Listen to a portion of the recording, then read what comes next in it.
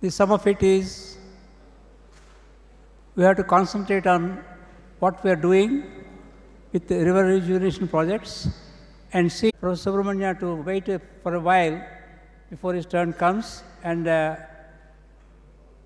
requested Dr. Divakar to speak on Bhuvan for river system studies.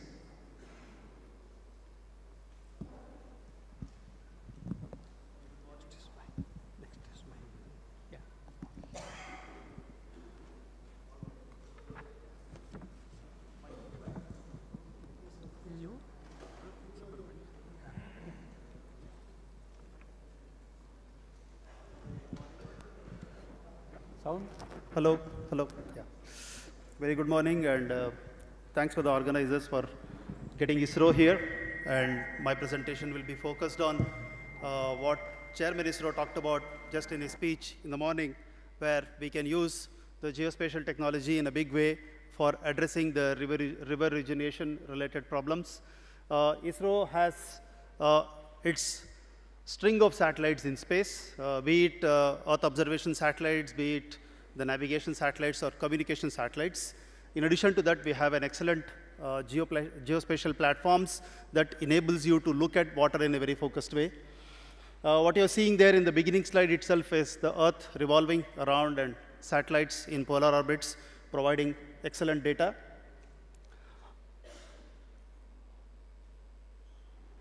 The Indian Earth observation capability amounts to varieties of new technologies what ISRO has put out in space. As was told, 42 satellites are already in space. Out of them, about 17 satellites are in the Earth observation domain. And ISRO also has set up a very good infrastructure on the ground for different types of field data collection, that is in situ data. And we have wide varieties of spectral and spatial imaging capability from space, which allows us to do much better imaging than ever before.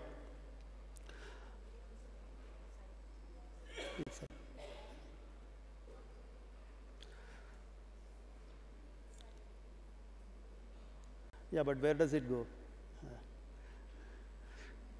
The sensor is taking a long time to reach there, possibly. One of the most popular satellites which is being used in the country as well as by the world is the ResourceSat series of satellites. Today we have ResourceSat 2 and 2A. Of course, we started off with ResourceSat 1, and it has unique platforms which enables very coarse resolution, high temporal resolution to very high resolution imaging capability, which is literally enabling us to map out all the rivers, all the water bodies, including the groundwater system in the country today. In addition to that, we also have the unique capability of high-resolution imaging capability. I'll show you a lot of examples on this. The Cartosat 1 system enables three-dimensional mapping from space, like the digital elevation models can be very accurately mapped from space, which gives you 2.5 meter resolution, very high-resolution capability. We started off with sub-meter resolution from Cartosat 2, but today we have Cartosat 2 series of satellites which enables 65 centimeter imaging capability. The other system which I'm sure all of you would like to understand is the NAVIC, the new GPS constellation that has been established by ISRO, which makes us desi as far as GPS is concerned, don't need to depend on any other GPS system. In addition to that, high accuracy Gagan platforms are available today, which gives you less than 2 meter resolution on the ground when you have geopositioning and crowdsourcing data. And a program like river rejuvenation requires that kind of data and that kind of satellites to be there.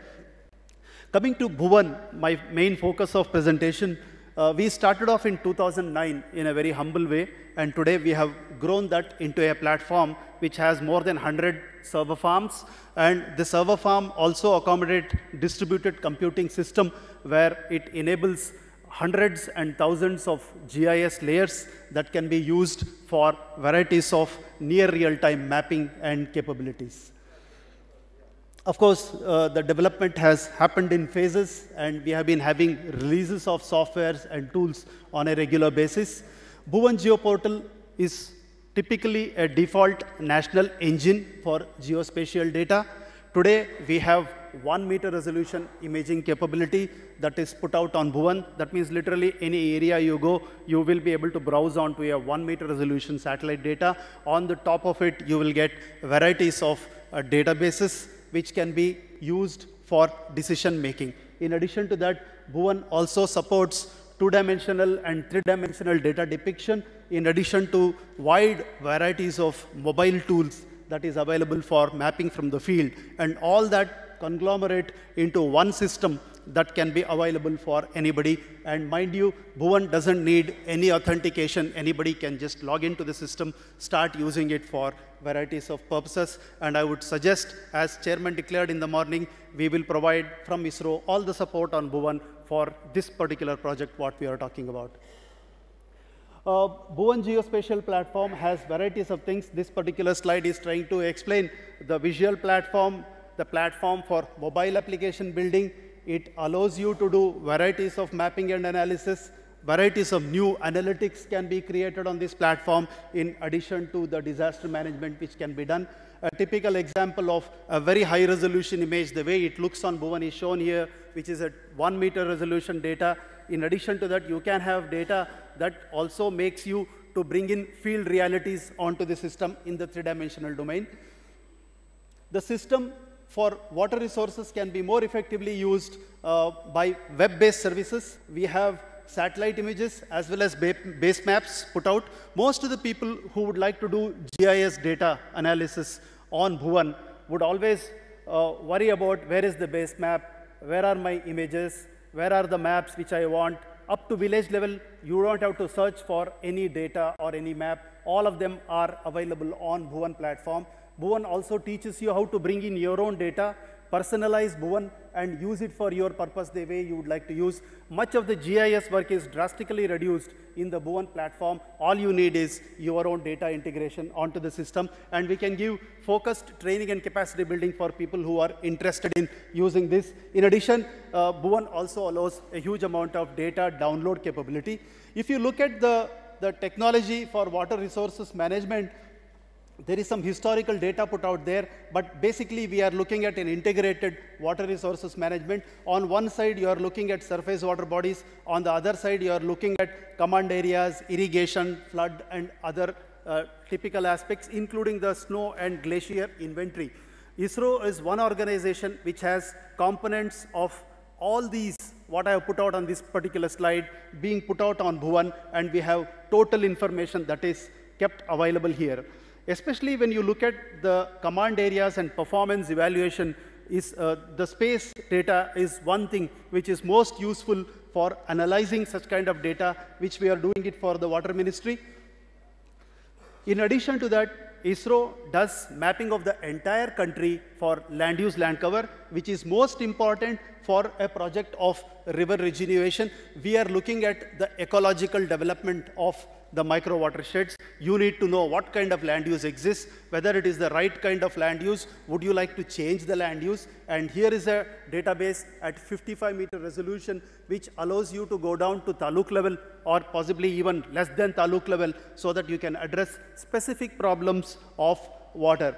In addition to that, you can also see the high resolution data that is put out at 50,000 scale as well as at 10,000 scale, which makes you understand the land use pattern in a given area much deeper. I would stress upon the audience here to concentrate on such kind of base data which is being put out already by Bhuvan, not to reinvent the wheel, but to use this particular data and add more information and more value to this data so that we can do the river rejuvenation in a much better way.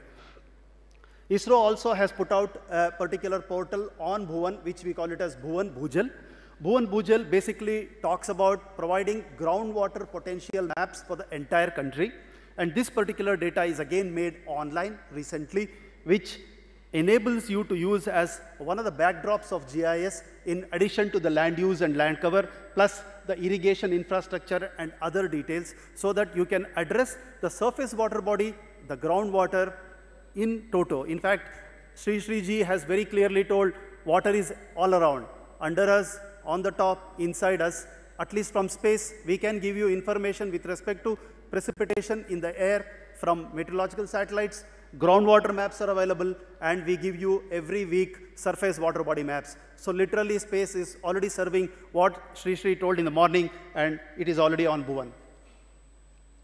This is the map of surface water body. Literally every week, what is the status of water body, how it is changing, can be seen by continuously seeing this particular data and using this particular data. It can be used as a backdrop.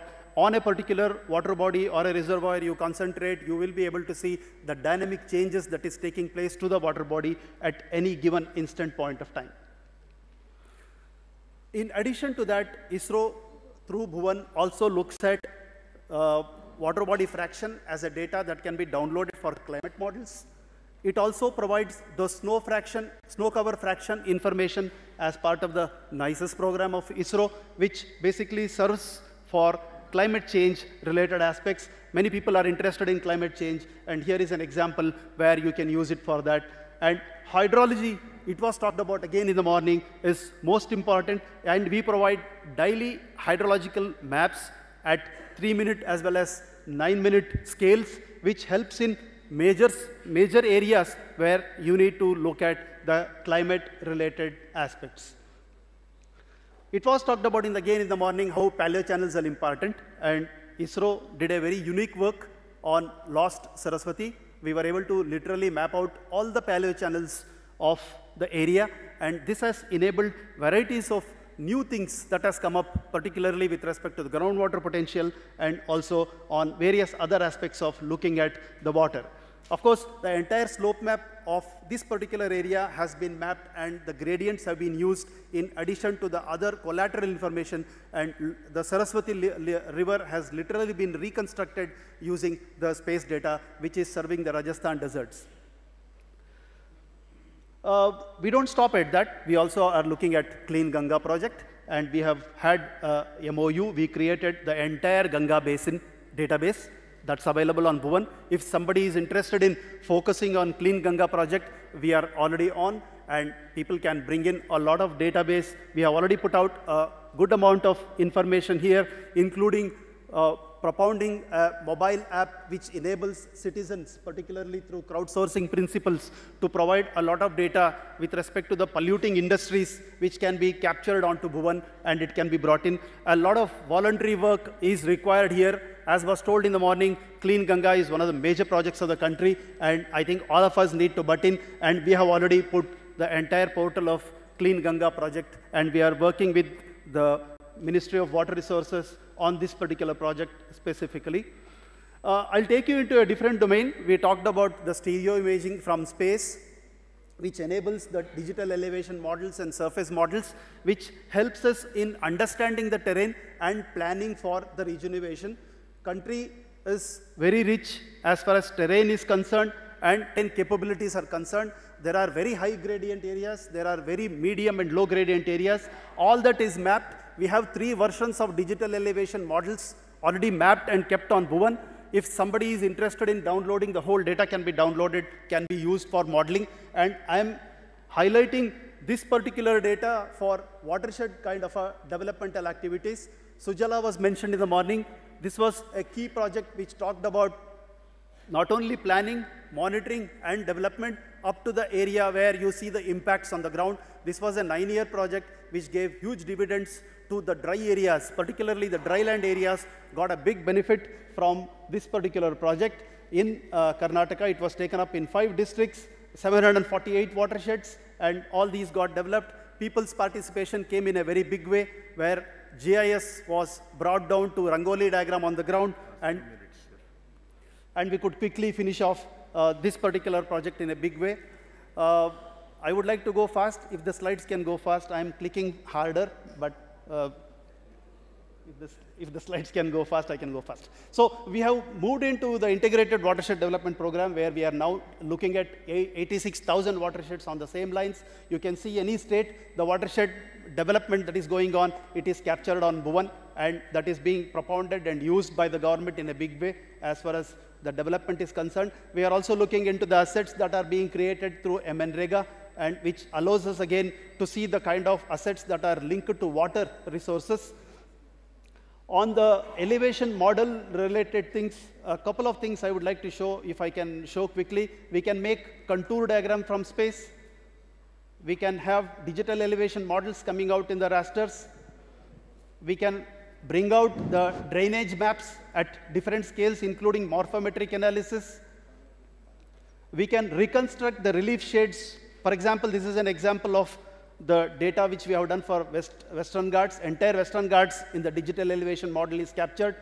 And we have a whole lot of database created for different river basins. You can literally address every river basin in the country. You can get it on Bhuvan. I can show you a lot of them. Today I'm just focusing on one river basin. This is not going fast. We have the entire land use land cover map, the surface water body map, and the various other GIS layers that is required for you to characterize a particular river basin. And this helps us in understanding the river basin very well and plan for it, including the administrative boundary up to the cadastral level. And it enables us to get all this data put together in a GIS framework so that you can literally use it together for decision making. This is the relief shaded data. The way it is being shown, you can virtually understand how the whole terrain is looking like. And this also can be taken into an area where you can have virtual terrain models. I'm going very fast. In fact, this is on presentation. I didn't want to go fast, but there is no time. These multiple layers of GIS enables the planners and decision makers to make the kind of decision what they want for addressing the specific problem what we are talking about here. Maybe I'll show just one slide and end at it. I have a few more slides, but I'll not take you further. I'll leave it at this. This is one typical example of how you can navigate on Bhuvan. You can literally navigate in 3D on Bhuvan, and you can virtually see through the entire Western Ghats. If you want to dwell on a particular catchment and development, you can certainly look at that kind of an issue also. Thank you very much for the opportunity given. Thank you, Dr. Divakar.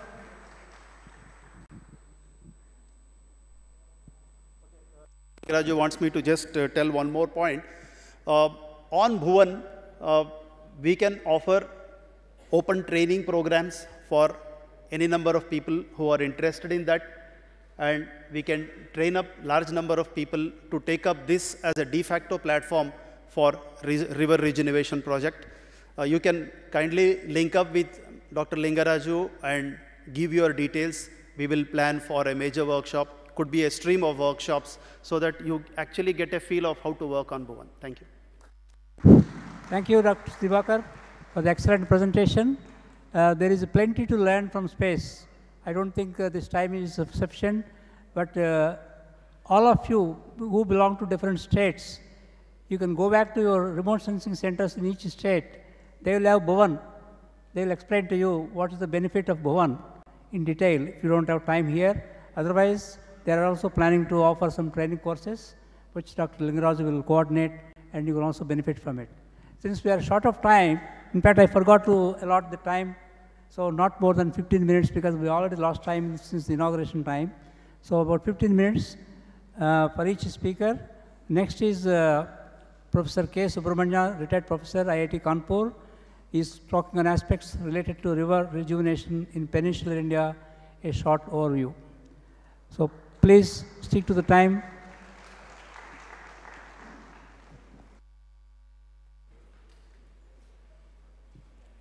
Thank you. Good morning, ladies and gentlemen. I've been allotted 15 minutes, which is roughly about 50% of the time that was originally planned. So I had to cut down a lot of things which I wanted to tell. So I'll just give a brief gist of what are the highlights of this river rejuvenation program and what goes into that and where one should look for a rejuvenation program. That is the medicine for the drying up of rivers. Now,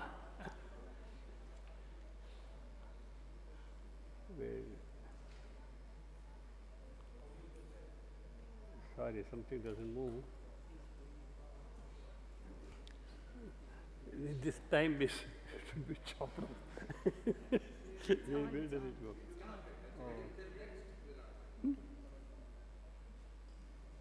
Yeah, which one? This is next. Right side. Yeah. Okay. Now, first is an important classification as to the river basins, and importantly, there is a distinction between the Himalayan rivers and the peninsular rivers. This is something which generally not appreciated, in the sense that we have got the Himalayan rivers, which are basically snow-fed or glacier-fed, and they are perennial, and importantly, the aquifers there or in the plains, mostly they are alluvial, that is sand. So you can go around up to about 400 meters, 500 meters, and still you will have sand, sand, sand, and sand. So there is a lot of infiltration, lot of groundwater, and no problem in general of the groundwater recharge and the groundwater availability. Now, on the other hand, we have the Deccan Plateau rivers, which are essentially hard rock areas. 64% of the country is hard rock area. In the hard rock area, it is the fractures and the cracks, etc., in the rocks that will hold the water, and obviously the porosity, etc., everything is small, whereas a alluvial can have about 15 to 20% of the rainwater, the infiltrated water, it can hold it, whereas in the case of hard rock area, it is of the order of 5 to 9%. So we have got 1/3 less groundwater we can hold in the equivalent area. So that means we have got a lot of problems. Then, most importantly, in the Himalayan rivers, there are no dams, obviously, for foundation purposes. Even though there is a lot of water, the foundation, there are not too many dams, except in the hilly areas. And all the dams are in the peninsular areas, where the water is less, but for somehow the foundation is good, therefore they got more dams here. And there the foundation is difficult. Now, even though there's more water, there's less water there, less dams. Now, this creates a lot of problem. So we'll take a look at what are our problems in the peninsular rivers. So these are some of the big peninsular rivers we have got, starting from Mahanadi, we have got Godavari, we have got Narmada, Tapi, and Krishna, and we got Kaveri, and many other rivers. Now, the most important factor which people don't appreciate for anything that is connected with stress in general, now we are all having water stress in a general sense, and the important thing is the population. So the population graph, you may talk in terms of percentages, 1%, 2%, whatever percentage you are comfortable with, but the fact remains the absolute number is enormous. Between 1980s and 2010, the population has doubled. So it was 600 million in 1980s, and today in 2015 we have got 100 crore people, we have got 125 crore people we have got, and that is double. So no wonder we have got more problem. The same water will have to feed all the people, all the requirement of the people. Now, the important thing about the water resources per se is that there is no substitute for water. You have got substitute for energy, you have got substitute for anything, even for food there is some substitute, some kind of a thing, but for water and air there is nothing. So with a given water, you have to live with it. And the population increases, the amount of water that's available to each person decreases. And it's decreasing like anything. Now, you take a look at this one. This is an important thing. So the total water resources potential of the country is 1869 cubic kilometers. This has been assessed, and out of which, for various practical purposes and strategic purposes and so on, the utilizable water is 690, and then correspondingly the groundwater potential is 411 cubic kilometers. Added together, it is 1101 cubic kilometers, all the water that we have got. And this you keep on dividing into the number of people. So currently, with the present population of 125 crore people, it comes out to 879 cubic meters now per person per year. And as per FAO standards, we have got, if it is less than 2000, it is water stressed. We have passed that limit. We have gone down one level lower. If it is 1000, it's called water scarce condition. We have passed that limit, and we are much below that. There's no name for that, which is under the category of water scarce. So we have to live with this. And this stress is felt in a number of ways. For example, we have got a small drought would cause enormous amount of rush for drinking water, and we have got the drinking water in the urban areas, and then also in the rural areas. And then the Lotto train is a symbol of an adaptive measure to solve the local problem. And this problem, is a very innovative adaptive measure that was adopted. And anyway, it highlights the type of problems that one had. Then we have got this drying up of rivers.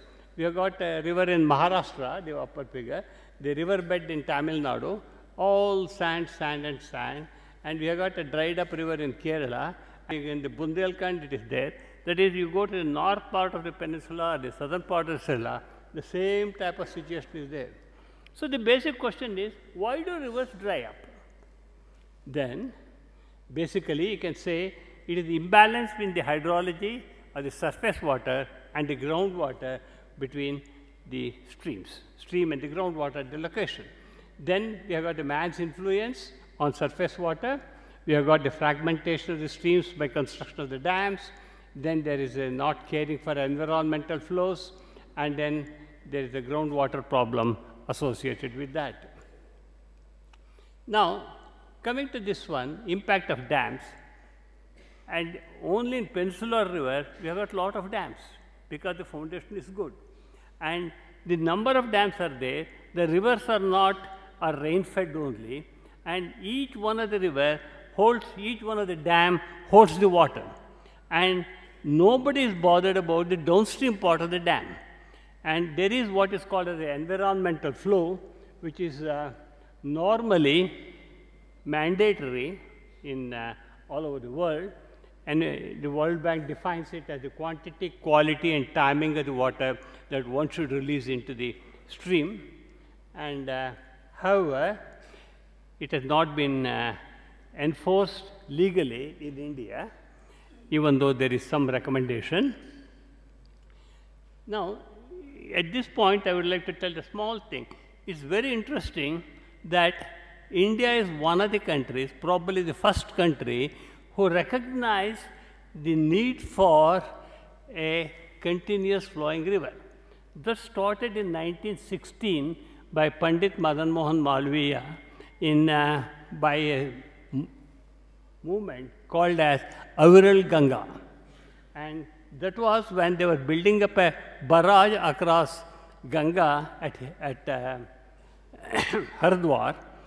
Then the then engineers thought of damming up the entire river. There is a lot of protest, and correspondingly a movement took place. And then the then Viceroy in 1916, he entered into an agreement. It was the shortest kind of an agitation, where they could convince the then British ruler that the need for the importance of Ganga to flow continuously, and this agreement was so important, they called it as the Agreement 1916. And since then, there cannot be a stoppage of water in the river Ganga. And while this concept was there in 1916, somewhere on the way it was forgotten. So now what is happening is, whenever a dam is built, the dam operator thinks the dam and its water is his. The downstream part is none of his business. And even though there may be mandatory requirement, people protest, they don't allow the water. If you don't allow the water, how does the water as the stream continued to flow. Now, to illustrate that one, now this is the case of the Ganga at Maneri Bali Dam.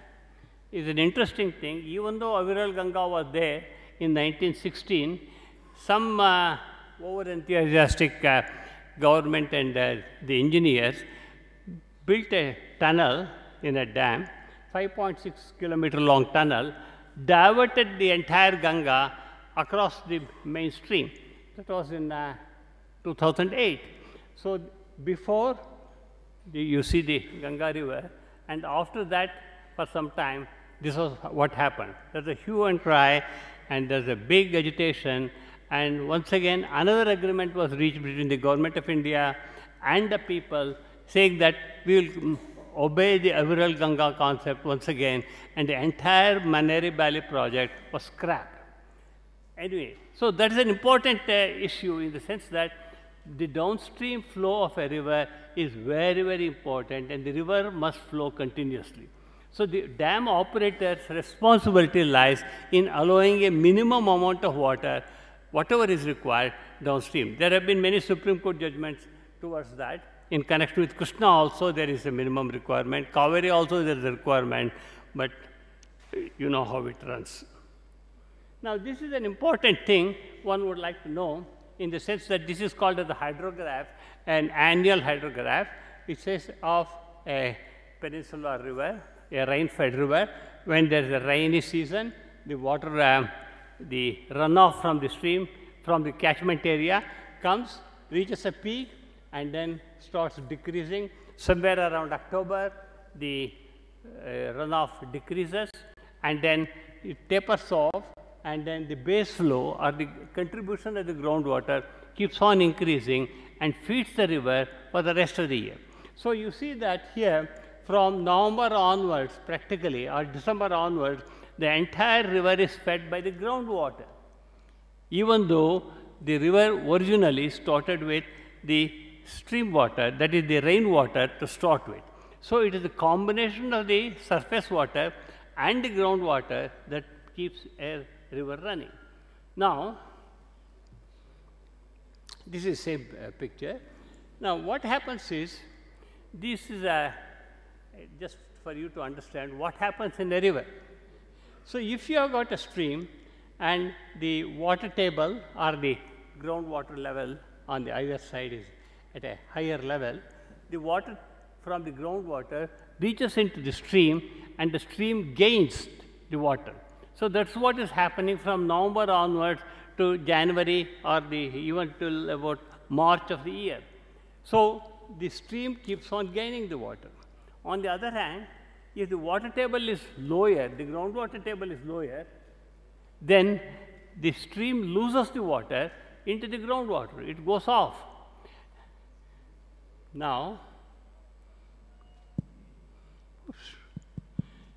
this is another case. In this case, the water table is so low, supposing you withdraw the groundwater by all kinds of means and then lower the water table completely, the stream keeps on pushing all the water into this thing and the river goes dry. So no wonder you get these two situations. So one is, if you have got a gaining stream where the groundwater is contributing, you have got a lush, a perennial stream. On the other hand, you have got a stream which looks like this one. And this is helped by, the infiltration is helped by the forest, trees, the forest, and for example, if you have got a deforestation, if you have got the top curve indicates the infiltration, that when there is a rain, the amount of water that goes down, is something like around 30% of the water to start with, and then gradually decreases. And on the other hand, if it is a deforestation, the water doesn't go down at all, it just runs off. And so there's no contribution to the groundwater, and therefore the stream can go dry much faster. Now there's one more cause which is happening, that is the sand mining, which people don't really appreciate. That is, downstream of the river, towards the delta portions, there is a river will have lower amount of sand which acts like a cushion wherein the groundwater could be held, and this acts like a base flow generator as well as a storage of water. But there is enormous amount of sand mining is taking place in Uttar Pinakini here, and this is a picture in Pala River. Look at the number of trucks that is taking place. Now, this I'll show you 3 graphs, just which will indicate what is happening to the sediment that is coming. You are taking away the sediment by mining, legal or illegal, whatever it is, and then whenever you build a dam, all the sediment comes and drops itself into the upstream of the dam, and nobody is bothered about what is happening in the downstream. Now, this is a picture of Kaveri at Mekadatu, Beligundu, and originally around 7,000 cubic meters of sand used to go, and now over a length of time, now in year 2012, the amount of sand that is going down at Beligundu is practically 0. Then we have got the Godavari, and we have got so many dams built across, which was around a couple of million tons of sand, and now it has come down to 1/10 or nothing. It practically is around 50 million tons at all. There's another here at Vijayawada. Vijayawada there's a lost terminal reservoir. We had about 14 million tons of sand used to go there in 1960s, and now it's 0. So what is happening downstream? Downstream, people take away the sand, but no new sand is coming, and over a length of time, that river will definitely the groundwater will go down, and the entire ecology is upset.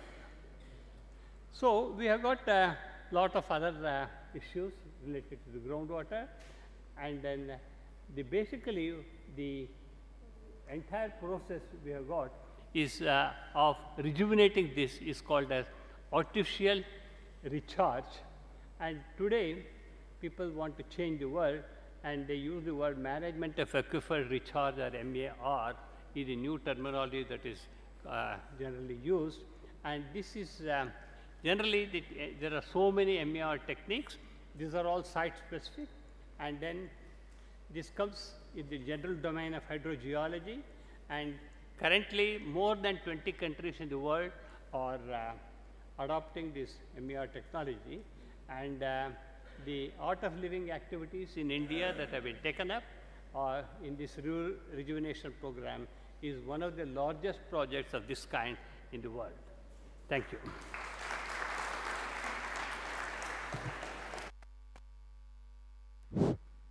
Thank you, Professor Subramanya, for your excellent review on the problems of rivers in the peninsular India in comparison to the northern rivers.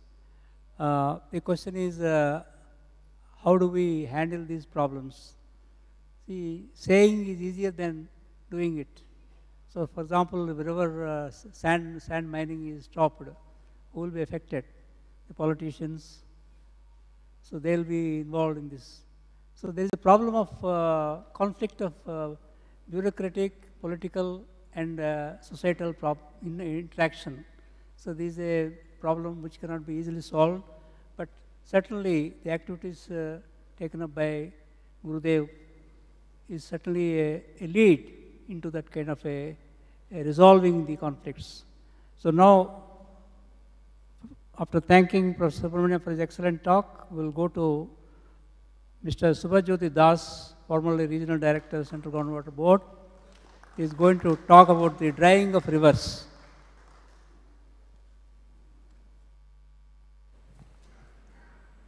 "15 minutes.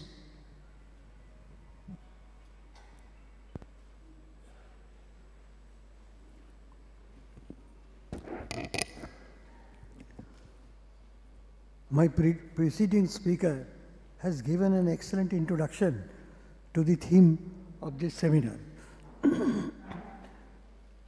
Now, I shall try to explain or trace the idea of river rejuvenation and necessity of river rejuvenation, how it came about, not in a single day, but over the last 5 decades, and how it has come, what it means, how river requires rejuvenation, what are the problems, and then I shall discuss about the largest river in India, the Ganga, where maximum work has been done, though still it is in degenerated condition, and how it forms a model exercise for other rivers in the country, and 3 prototype projects in 3 different areas which have been taken up by community participation that I shall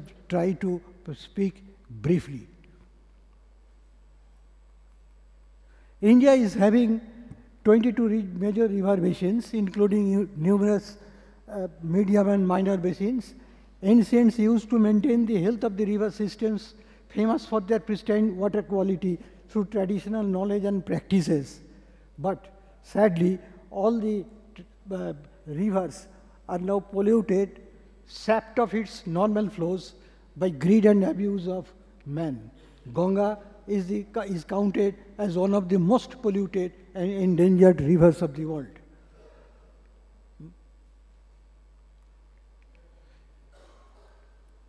The situation of Narmada and other southern rivers are also almost the same. Reckless damming or diversion of rivers and discharge of untreated sewage waters have practically driven the death knell. The problem is common man's lack of understanding of hydrology and dynamics of the river system. River regime.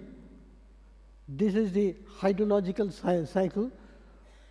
I won't go into details. Professor Subramania has already told it. As raindrops fall on earth, a part is used for saturating the soil moisture zone, and which again goes back to the atmosphere through transpiration. A part is lost as runoff, surface runoff. The other part infiltrates to the groundwater, which too flows towards rivers and ocean. Thus, groundwater supply to surface stream is known as groundwater runoff. The total stream flow is the sum of surface runoff and groundwater runoff. This is a flow chart I wanted to show.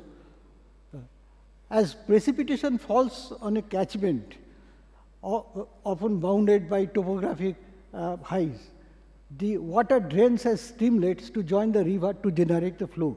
A major river basin may be made up of many smaller subcatchments, each draining into a tributary as the tributaries ultimately join the river. This is how a river is generated. Now, root trees and plants help in keeping soils porous enough for infiltration and also in arresting soil erosion. A part of the raindrops is as intercepted by trees that is used for this erosion. One part is evaporated and another part goes to generate runoff. Thus, trees and plants are essential for both runoff generation and infiltration. Rivers also sustain aquatic plants and aquatic life, which help in keeping it pure. A river is thus a complex of environmental and ecological systems which sustain each other. Interaction of river and groundwater is an important aspect of the flow regime with mutual exchanges. Groundwater runoff keeps a river flowing even in lean months. Watershed is the hydrological unit of river management. This shows the interaction between river and water table. When the water table gradient is high, when rainfall is there, then the discharge of groundwater to the river also is high, and when there is no rainfall, then discharge is less, and this stream also dwindles in flow. A river's ecology and environment depends on its volume of flow and pollutant load. However, overexploitation of rivers over the years have left the rivers in dire straits with flows depleted or dried up, and whatever remains of the flow is extremely polluted due to increasing discharge of untreated sewage and loss of its self-cleaning capacity. E-flows in India are required for maintaining river regimes, enabling the river to purify itself, maintaining aquatic biodiversity, recharging groundwater, supporting livelihood, and allowing the river to play its role in cultural and spiritual lives of people. The methods used for environmental flow assessment in India are still in infancy. However, 95% of dependable flow duration curve is generally considered as minimum environmental flow at global context. Decaying rivers, causes and consequences. The main causes of river decay may be summed up as reduced river flows due to damming and diversion, discharge of untreated sewage, over-exploitation of groundwater, decreasing base flows, deforestation, catchment degradation, mining, land use changes, and siltation. Studies in river rejuvenation, I start with Ganga. Ganga is polluted from Kanauj to Trighat and below Kolkata beyond human use, and in some places beyond even animal use. Nearly 75 to 80% of its pollutant load comes from domestic sewage, industrial waste waters, and other sources. Reportedly, 1.3 billion liters of sewage and 260 million liters of industrial waters are loaded into Ganga every year. The class 1 and class 2 cities in the basin generate to 12,410 milliliters per day of sewage. Only 3,787 MLD can be treated. Most parts, 71 to 84% of the cities are not sewered.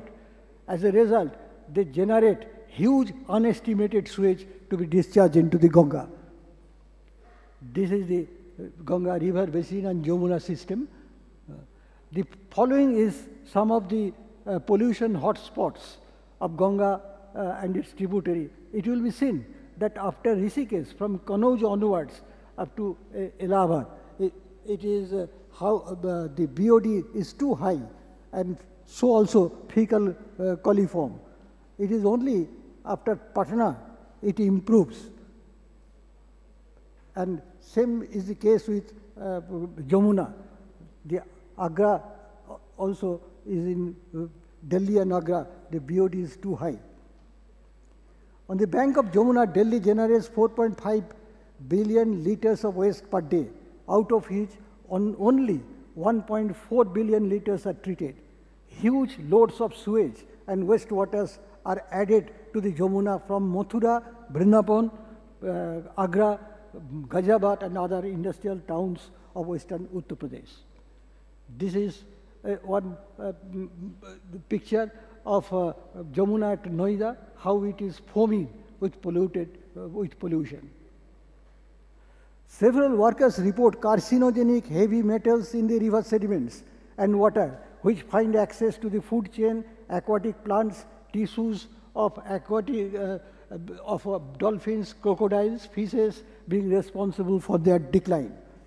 The self-purification capacity of Ganga river water is mainly due to high dissolved oxygen, presence of radioactive radon, and large population of macrophages parasites destroying the bacteria.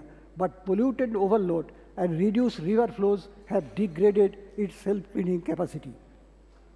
Nearly 100 BCM of Ganga's annual flow and 42 BCM of Jamuna are utilized through construction of dams and barrages, which have critically affected the magnitude and timing of flow, frequency and duration of flow event. This impacts wetland life, fish population, and pollution assimilation capacity of the river in the vicinity of the existing projects. Massive diversion of flow at Haridwar and Aligarh turns the Ganga sluggish and dry, with water pools in places between Kanpur and Allahabad till it regains its flow at the confluence of the Jamuna at Sangam, that is Allahabad, and through other tributaries downstream. Similarly, with diversion of flows through Jamuna canals at Tajewala, the Jamuna river turns almost to a sewage canal till it is joined by Chambal downstream at Etawah. Reportedly, the dams in Upper Ganga basin and massive diversion of flow of Farakka barrage have impacted its hydrology, sedimentation and ecology negatively in the lower Ganga delta, with reported reduction of freshwater flow and salinization of the rivers and distributaries. Groundwater in the Upper Ganga basin also is highly overexploited to the stage of 70 to 100%, resulting in deep water levels and thus precluding any discharge to the rivers, as in the case of Jamuna between Tajewala and Wazirabad. Lack of understanding of the river and hydrology, environmental and ecosystem, as also climate change impact, together with unregulated development actions without heeding to environmental and ecological laws, have left the Ganga degenerated. The consequence is enormous environmental and ecological backlash. Ganga sustains a rich aquatic regime of flora and fauna. It supports livelihoods of nearly 500 million people living in the basin.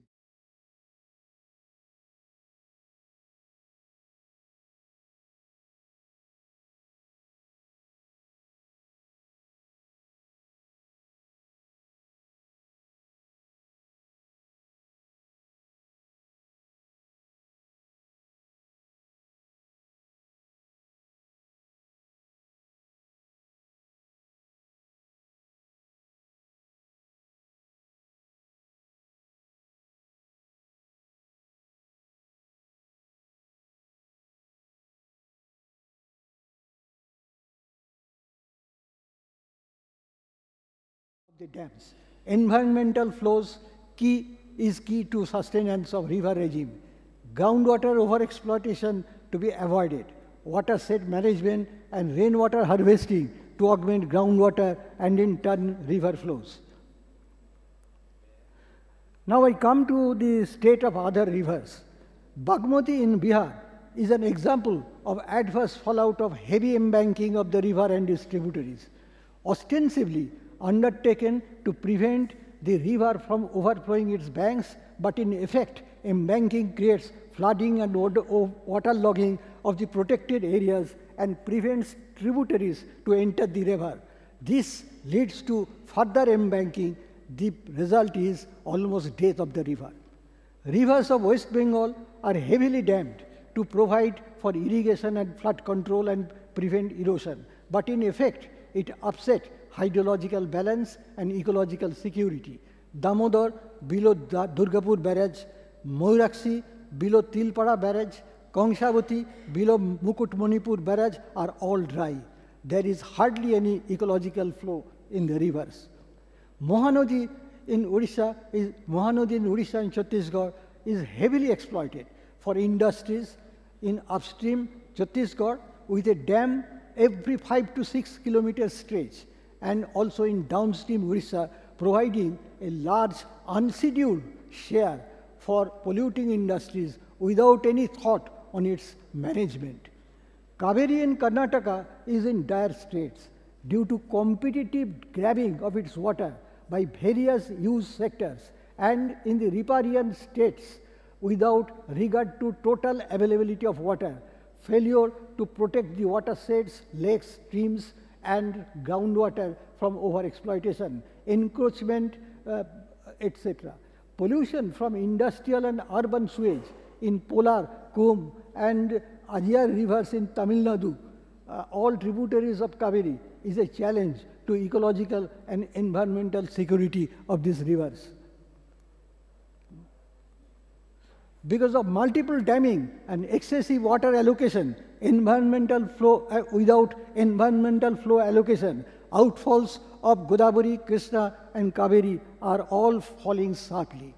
The river Kali in Uttar Kannada of Karnataka, originating in the Western Ghats, has a natural flow only for 8 kilometers out of 183 kilometers, and it is obstructed and controlled by 6 major dams and reservoirs, leaving stretches of river dry and no flow in dry season. In some stretches, the river disappears in tunnels of hydropower plants. Similar is the situation with Saravati. Deforestation, damming, and flow diversion for irrigation projects and pollution and mining have destroyed the ecological and hydrological balance of the rivers in Kerala Western Ghats. Bharat Puja has stopped flowing, Chalakudi is on the brink, Periyar is also heavily dammed and with disconnected flows. This has reduced freshwater flows and has led to salinity ingress up to even 30 kilometers. Similar is the case in Gujarat with all the major rivers. Now I am coming to some of the efforts in the past. Please. The project, yes, I am just finishing it. I am just two-thirds ahead. The project is to create storages and interbasin transfers from excess water of Ganga, Brahmaputra to parched southern rivers. But it is beset with many problems. For example, how to determine water surplus and water scarce areas, balancing of by water transfers. These are all contentious issues. Required river flow data are not available. The idea of excess water is a myth, as peak discharge and flooding are required to restore ecological balance, ecological and environmental balance in the river, delta and estuary.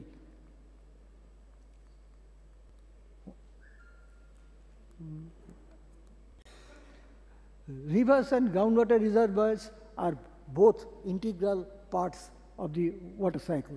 Groundwater plays a vital role in sustainable perennial river flows. Hence, restoration of overexploited groundwater bodies is a crucial part of the river rejuvenation project. CGWB undertook a detailed study on the artificial recharge to groundwater by using surplus monsoon runoff. The study revealed that it is possible to harvest substantial amount of surplus monsoon runoff to augment groundwater resources, both filling in desaturated aquifers and creating additionality of existing aquifers by storing the harvested water in unsaturated part of Bhados zone, barring 3 meters from the top under favorable hydrogeological and geomorphic situations. This is not in good shape. The harvested water may then increase base flow, it is to the extent of even 21 BCM, may then increase base flows in rivers apart from other benefits. The findings are confirmed through various artificial recharge projects. This study for the first time laid down design of rainwater harvesting and artificial recharge practices in a watershed from ridge down the valley.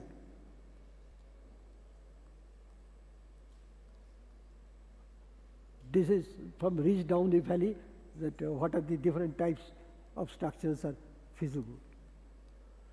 National Commission for Integrated Water Resources Development Plan advocates 20% improvement in current irrigation efficiency to allow part of the savings as contribution to e-flows. Some other studies concluded 50 to 60% of annual flows in Jamuna as the environmental flow. The time is over. Over thousands of years in just a few minutes. I am now coming to 3 projects, community participated projects. The first one is Arwari Basin in Rajasthan, in Alwar district, Rajasthan. In the 80s, the chronically drought-affected Arwari Basin, Torun Bharat Sangh, under the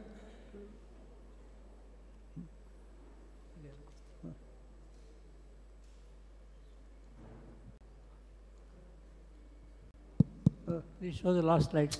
No, what has happened, I don't know.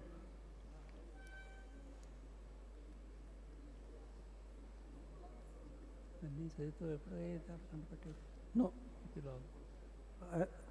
I'm afraid this is not working. Including.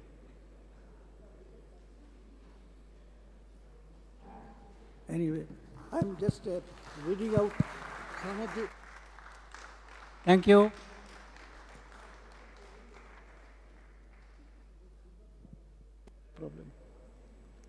I'm sorry, there is not much time left. I feel very bad because a lot of things to show, but there is not enough time. So we have to thank Dr.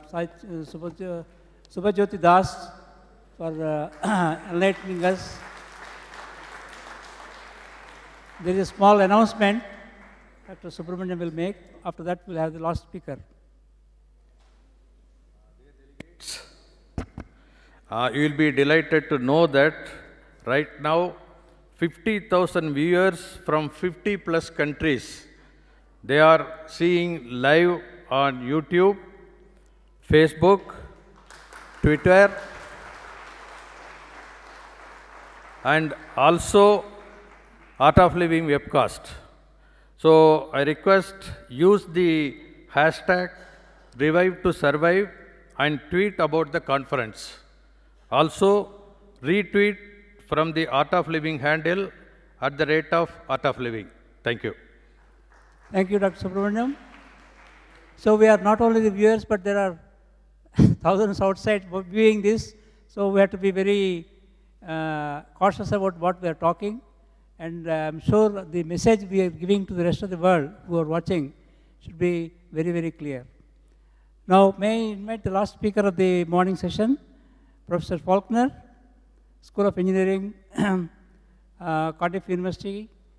He is going to speak on water security and integrated water source modeling. Thank you, Mr. Chairman. How long have we got? 15 minutes? 20 minutes. 20? Yeah. Oh, that's very kind of you. Good morning, ladies and gentlemen. It's a real pleasure to be here today. I was very honored to come here to speak. Oh, thank you. I was very honored to come here and speak about river rejuvenation, but I thought I can't really come here and talk to you much about that on rivers in the UK, and I'm not sure that directly would be relevant. So I want to take this 20 minutes to try to get across some key points which I believe are essential for us as we address these challenges for the future, both in India and globally. So my first slide just wants to address the challenges that we face. And the total global volume of water is shown by the big circle. I'll go through these slides fast. I'm the only person holding you up now between me finishing, on your lunch. So the faster I go, the better for us all. So I've taken my jacket off to go faster. So when you look at that dot at the bottom, that puts into perspective the amount of fresh water we have available on the planet to use. However, nearly 70% of the world's fresh water is locked up in ice. That's pretty useless to us. Aquifers are being drained much more quickly than natural groundwater. We saw that this morning, but I'm not sure we're going about the right way to address that problem. Only two-thirds of the water is used to grow food. This is something we really have to focus on. How can we get the maximum food from the minimum amount of water? I think we're a long way off that at the moment. 83 million more people live on this planet every year. That's a lot of people, a lot of extra food, a lot of extra water, and a lot of extra energy that we collectively have to supply. The current demand for water globally is not sustainable. There's no question about it, it is not sustainable. So, if we just look at some examples, the ancient Romans had better water quality in their rivers. We know this from records available, than half the population of this planet today. That's pretty disappointing. Only 63% of the world's population have access to improved sanitation. More people on this planet today have access to a mobile phone than a basic toilet. That's pretty poor, really. 70% of the world's fresh water is used and devoted to providing food. So if we're going to use our water better, this is where we have to focus. And this is where I believe women can make a major contribution. So first of all, let's look at the water cycle. We all know the hydrological cycle. I won't bore you with that again. But basically, we start off with 100% of water falling as rain. It then comes down and it goes through the rivers as blue water, and only 36% of that ends up back in the sea. Fine. We don't want to pollute that river if we can avoid it. Then we have the green water, which goes into the soil, and which is the main source of water supply for agriculture. What I want to focus on is the one circled in the bottom right-hand corner and the top right-hand corner, which is the virtual water. That is the water that's hidden. If we talk about water in the UK, my daughter said to me once, "Why do you leave the tap running when you clean your teeth?" That is trivial. The real problem is virtual water. So we produce goods, cars, planes, and so forth, all of which require a massive amount of water to produce. We don't think about it in that context. We don't think about how much water is used to produce a car, but it's a huge amount of water. And then we come to commodities like clothes, for example, and I'm going to focus on cotton. So, some of the challenges we face for the future. The population is increasing and typically expected to increase by about 50% over the next 50 years. And we are the people that have to address that increase. Urbanization, more people are moving to the jobs in the big cities. The cities are increasing dramatically, concrete in over everywhere. Food production, we're going to need to find 40% more food for that increase in population in 40 years from now. That's a big challenge for us. Industry demand is massive. Look how many families now have 2 or more cars. When I was a child, you were lucky to have a car in the UK, let alone have 2 cars. And every child now, when they get to 18, they've got their own car. More disposable income. As you see, countries like China with more disposable income, they change their diet. They eat far more meat now. Meat has a big demand on water resources. And so when we look at the water footprint of a nation, Britain, China, India, so forth, we have 2 components. We have the internal water footprint. That's the water we use in our own country to produce our own food. So if we rear cattle in the UK, it's our water we're using. It's our problem. If the water in the rivers is filthy, we can clean it up. It's our problem. It's not an Indian problem. The problem is the external water footprint. And this is nearly 20 times bigger in the UK than the internal footprint.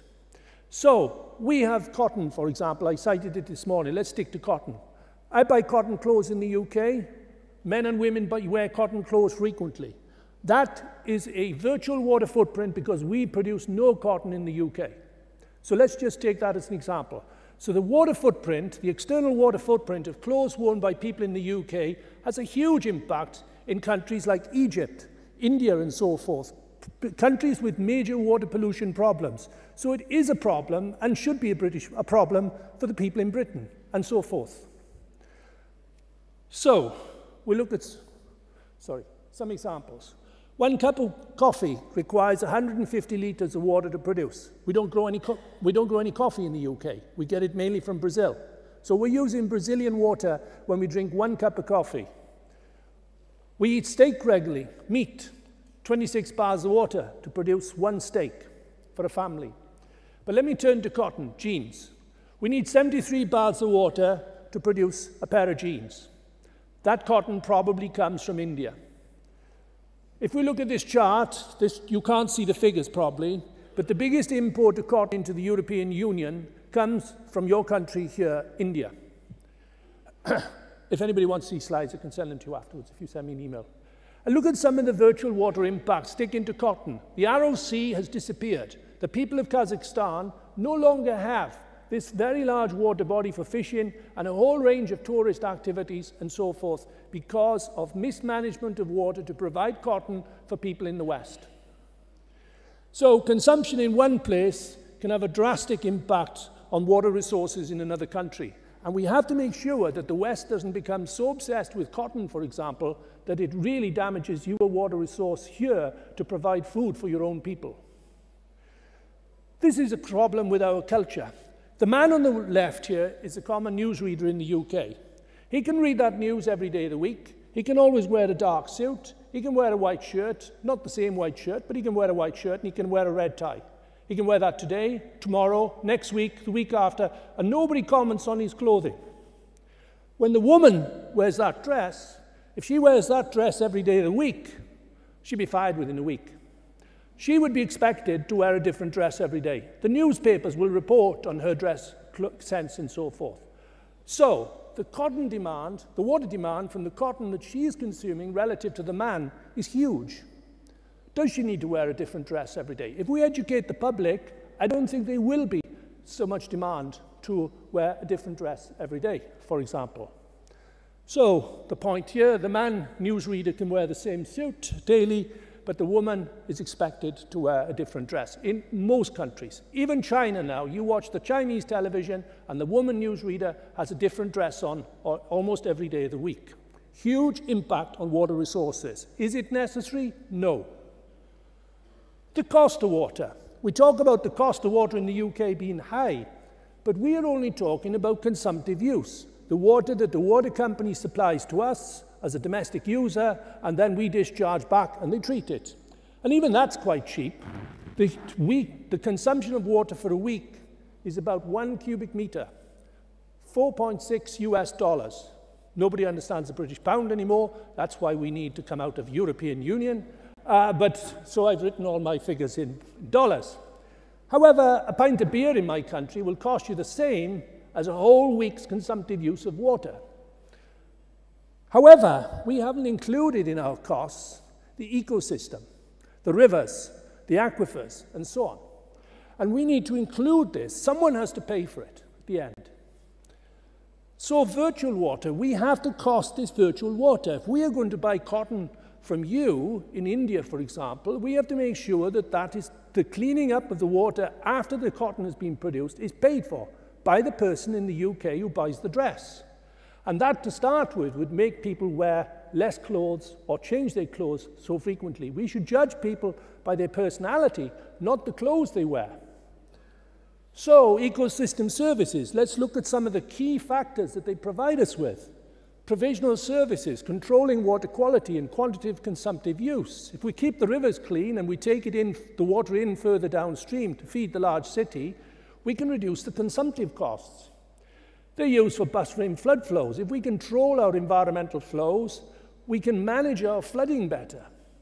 We need it for cultural services, more recreation and so forth. The previous speaker, Dr. Das, mentioned the Ganga, for example, and how polluted it was. You can't use that for tourism now, and recreational opportunities. And we need to support the nutrient recycling and so on. Now, this is one of the challenges in my view. If you look at the Formula One car or the domestic motor car, huge strides have been made in the last 5 years. Some of our brightest engineering students in the UK, usually male, want to go and do this because they see it sexy. They want to develop the next generation of the car.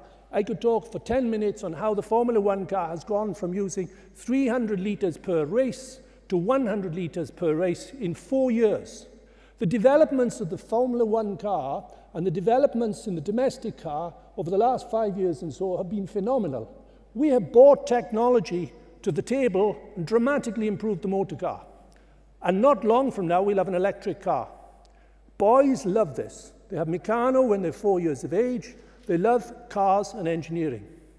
So, what are the opportunities for women in engineering? The approach my country's adopting at the moment is to try and persuade women to play with Meccano when they're 4 years of age. But that's only going to encourage them to try to develop better Formula One cars. We can survive on this planet without the motor car. We've done it in the past. We cannot survive without water. So, the biggest opportunity of all is to encourage women to do exactly what the boys have done. We still have very basic 50-year-old technology in providing water to grow crops. This is a huge opportunity to use modern technology, modern state-of-the-art computing techniques to provide more crops per drop, to address this real challenge to save far more lives on this planet. It saddens me at times when most of my Indian friends in the UK, their children all want to become medics. But if they address this problem, they could save far, far more lives than any medic on this planet today. And we look at the issue. Next point I want to make is about the need for a holistic approach. The rain cloud comes, drops the water. The water package, think of it as a package of water going down from the cloud to the sea. It doesn't know, it knows when it's in the catchment. It can then move into the groundwater, it can move into the sewer, it can stay in the river, it can move in the estuary, and it can go to the ocean. Only God knows where it's going to go. So we can't divide our system up. And also, that package of water picks up fecal waste on the land, polluting the river further downstream, potentially. So it's just like medicine. The best doctors are ones that adopt holistic medicine and look at the body as a whole. We have to look at this system as a whole. And then we come to things. When we do this, we see some obvious things for design. This is the current design adopted in most places in the world. Take the water in well upstream in a dam, take it to the city, distribute it around the city, and then throw it back into the sea through a long sea outfall. And then they wonder why you have flooding problems in the river here and why you have environmental flow challenges in the summer months. You've taken the water out from upstream, distributed around the city, and sent it back to the sea. Well, you can solve that problem immediately by making it a requirement to take the water in at point A and send it around the city, treat it, and put it back at point A. You solve your environmental flow problem immediately. Then we need to look very often at basic solutions. Engineers are often wanting to use computer models and solve simple problems using very complex technology. This is a common one in my experience. This is a very sparsely populated bay in the UK. It's highly contaminated. The beach here fails to comply dramatically with the EU Bathing Water Directive. I ask my students why the problem. They've no idea. I'll speed up. This is the problem. Cattle waste in the river. You ask the students, bright students at Cardiff, what do they solve this with? Oh, build a wastewater treatment works downstream, take the water in, treat it, throw it back clean. Good, but it's going to cost you $100 million plus. Solution, build a fence, keep the cattle out of the river. Now that is what makes a good engineer. A good engineer is someone who thinks from first principles and solves the problem as cheaply as possible. That saved $100 million in the UK. So I'd just like to very quickly go through an example of a study where integrated water management gives us some answers to questions which perhaps we thought we didn't even need to solve in the first place. This is a major problem in the UK. It's along the northwest of England coast, and it's at the seaside town of Blackpool, which is our #1 seaside resort in the UK. Most people go overseas these days, but it's the beach where everyone wants to go in the UK. There is a compliance point where that red dot is. And this beach has been failing to comply with the Bathing Water Directive for many years. Much money has been spent on it. $800 million has been invested in wastewater treatment works, storage tanks, and so forth, and it still fails to comply with the Bathing Water Directive. So what is the solution? The trouble is we have focused on the infrastructure, the wastewater treatment works, and so forth. So we did computer modeling, and we went right back to the catchment and modeled from the catchment all the way to the coast. We get very good results, and that's not good for an academic. If you get good results, it's very difficult to get anybody to invest in your research. And here we see the answer. Here we see the cause of the problem. At low river flows, dry flows, the fecal coliform load in the river is low. At high river flows, the bottom picture, it's up at least an order of magnitude of 10, and if not 100, and even 10,000. And that's basically alluding to the animals on the land. We then do some simulations. Under dry weather flows, we can see that the compliance point is meeting the Bathing Water Directive. Yellow is the dangerous level here. When we go to wet weather flows, we see that the bathing point fails to comply. So, the cause of the problem of pollution here to start with is the animals on the land some considerable distance upstream. And the only way you can solve that problem is not by spending more cost on the wastewater treatment works. So another point that came out of this study, so we modeled the whole area, including right out to the coast. We modeled all these catchments. All these catchments are included in a holistic model, and I believe this is something you need to do more of here as well. We get very good predictions. This is just one example of fecal coliform. We do extensive field data. Field data is really important. You cannot verify, nobody will believe your model unless you can prove it against field data. And this is something, again, which I think, something's happened to my slide, sorry. But this, again, I think you get the message from this slide. Now, the interesting thing, when we collect our field data and we do our modeling, we make a very important finding from our research here. And this is why I believe you need to adopt holistic modeling. Because if you asked anybody in the UK what was the major transport path of fecal contamination from the field to the sea, they would tell you the water in the river. These results, I won't take up any more time now, but if you look at these results in detail, they show you that the major transport mechanism is the sediments. But the fecal bacteria is coming into the river, it immediately gets absorbed onto the sediments, the flood comes and picks the sediments up, takes them to the beach, and then in the low flows in the sea environment, those are desorbed back into the water environment, polluting the beach. So a holistic approach to modeling often gives you a very much more meaningful solution to your problem. So building dams and so forth often leads to big problems with sedimentation. So conclusions. Security of clean water supply will be one of the biggest challenges of the next 50 years, and I believe we have to have the same global approach to managing our water resources globally as we have done with climate change and greenhouse gas emissions. And the example I gave you of cotton used in the UK using effectively Indian water. We need to make sure that's properly costed. The water footprint and the virtual water need to be better understood. More people need to understand these points, particularly politicians and decision makers, because the challenges are even more frightening than climate change, in my view. The concern about global water pricing, we have got it wrong. We particularly need to focus more on virtual water globally. And we need to improve the technology for irrigation. I believe women could make a major contribution here. This is a lot more attractive to women. I have more women in my team than men because I think it's much more attractive for them to be helping save the planet than helping Mercedes beat Ferrari in the Formula One competition. And finally, the hydro-environmental engineering and research is a subject of increasing global concern. Integrated water resources management is essential. We need to model rivers with a C2C approach from the cloud to the coast. We have many water quality processes in global computer models that are very poorly represented, giving you wrong results. You could be wasting an awful lot of money. And river rejuvenation plans need extensive field data monitoring as well as modeling. Thank you very much for your attention. Thank you, Professor.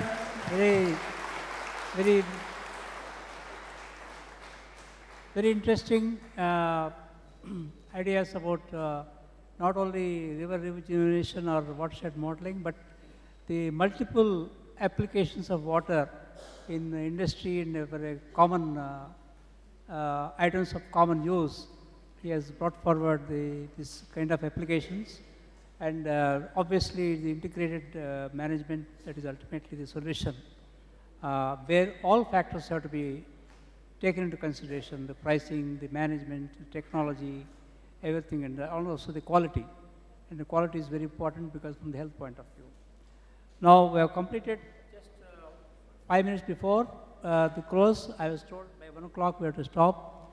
We have just one question for each of the speakers. Time for one question. Quickly. Anybody?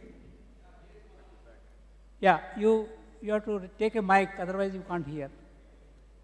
Can somebody give a mic to him? Hand mic? Or you can come over here.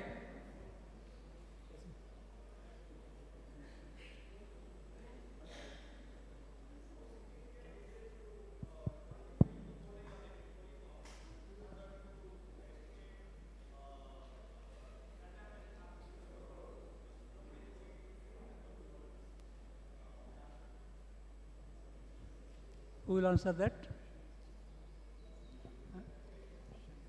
Hi, I'm Atraya. Yeah. So my question is, how significant is to quantify the coliform contamination in the coastal waters, because that is hardly used because of the salinity, and that salinity can take care of coliforms. That's what my question is about. Professor Falconer? And if it is pertaining to fresh water, that is very significant. I just use coliform as an example. The same modeling procedure could be adopted for nutrients, phosphates, heavy metals, and so forth. In my country, we have to abide by the EU regulations, whether we like it or not, and we're still going to have to do that for another 2 years. But nevertheless, we have high levels of E. coli we look at E. coli and enterococci now, rather than, I was using fecal coliform as a generic term. Did you even estimated the Vibrio and Salmonella population as well? Because that is the problematic issue with concern with the seafood industry as well. Well, we're getting into details here, and I don't think that's appropriate for the audience. You can talk to me privately. And, yeah, I think interaction during lunchtime or subsequent time you can interact on that, because this will take time. I would just like to make the point that... One more question? Yeah, quickly. Please take the mic. 1 minute. Yeah.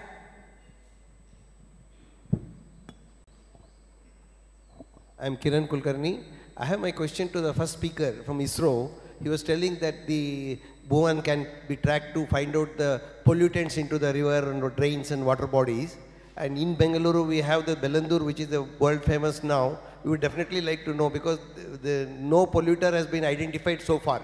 Some industries were closed, but which are not realistic to that. We would definitely keen to know what are the polluters who are been polluting that, so that the action can be taken on that. Since Dr. Divakar is not around, I take your question. When it comes to river pollution with various chemicals, as of now, there are attempts on experimental basis using some of the sensors like hyperspectral data, and there are efforts to assess the presence of those contaminants. But it is mostly the sediments that are monitored rather than the actual pollutant coming from chemical industries.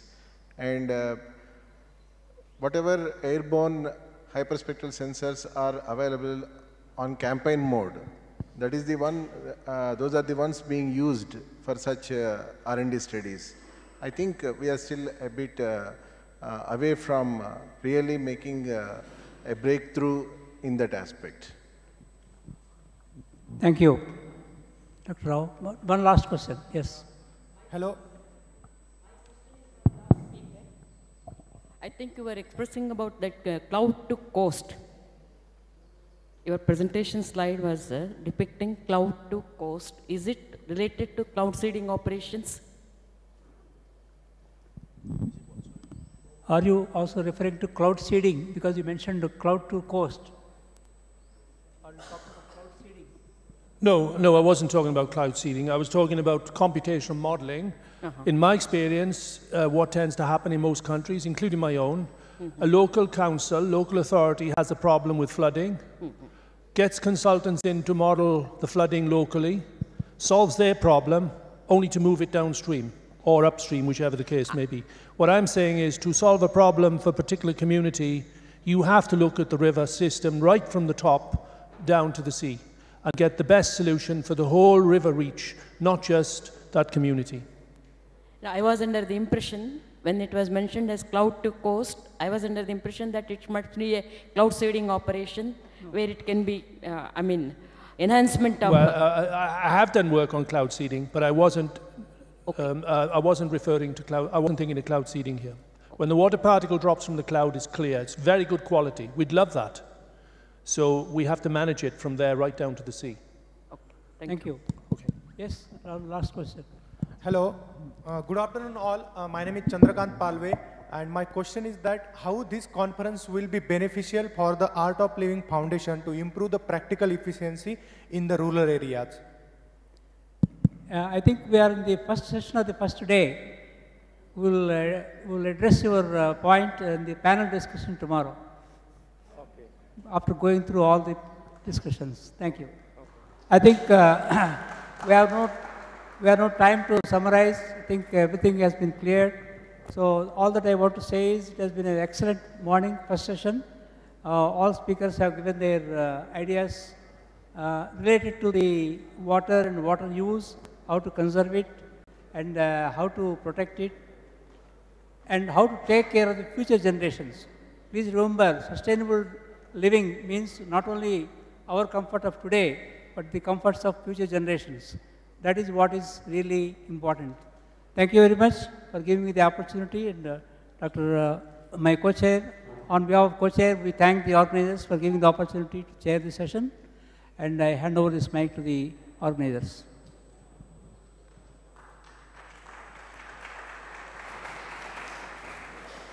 First of all, On behalf of the organizers, I thank the chair, Dr. D.P. Rao, and co-chair, Dr. P.V.N. Rao, for excellently conducting this session. Of course, even though we were 1 hour behind the schedule, they could just make it only half an hour. So that shows their ability to control not only the technical aspect and also the management aspect. And also, I just thank the speakers, all the 3 speakers, which they have just made us very lively.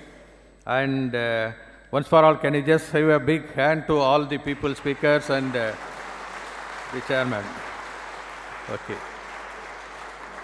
So, as a mark of respect on behalf of the organizers, we would just want to honor a small gift from the River Rejuvenation side of Art of Living. Please. I just request Dr. Ingiraju to hand over that.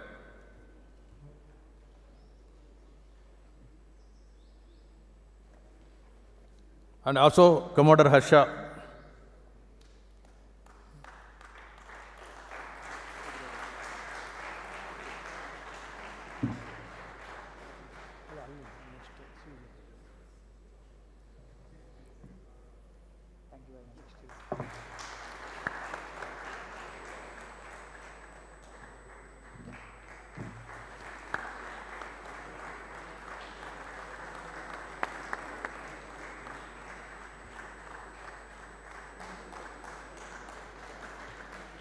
Thank you very much.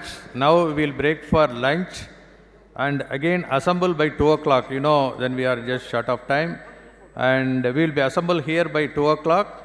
And what I request is people, those who can walk to the dining hall where you had your breakfast, the same place you will have the lunch. And people, those who cannot able to walk, we can just go downstairs in the circle area, what they call kiosk. So some of the vehicle will be just available. So those who are not able to walk, we can take the vehicle. Those who can just walk, kindly just proceed for lunch. So we will assemble here by 2 o'clock. Thanks a lot.